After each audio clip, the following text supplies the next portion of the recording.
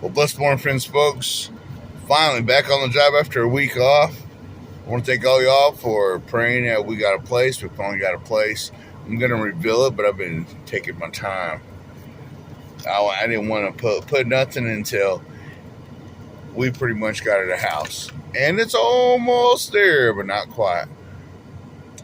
I have to thank God for everything. I want to thank God for y'all. And I thank God for this wonderful 3-bedroom house and being on the east side and running into.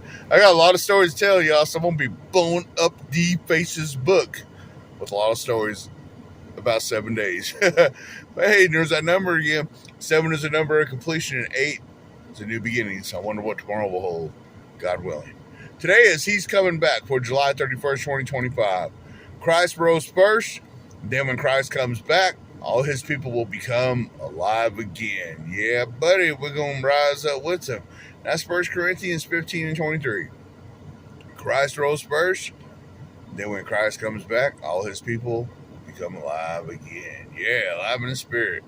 Awake from this TP of the flesh. God has made a promise to us. I will come back. He assures us. Yes, the rocks will tumble. Yes, the ground will shake. But the child of God needn't fear, for the Father has promised to take us to be with him. Hallelujah! Hallelujah! But dare we believe the promise? Some don't. Been going to church for years. Faithful Christian in the pew. But do they really believe that? That's for my house we do, me, Cake, and Cubby. Dare we trust his loyalty? Isn't there a curious part of us that wonders how reliable these words may be? How can we know he will do what he said? How can we believe he will move the rocks and set us free? Because he's already done it once. Think about it.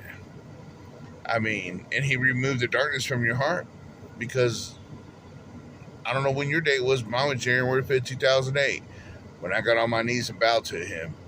And now I know that I am saved. So I walk in confidence, not a cockiness, but a confidence knowing that my name is written in the Lamb's Book of Life without a shadow of a doubt.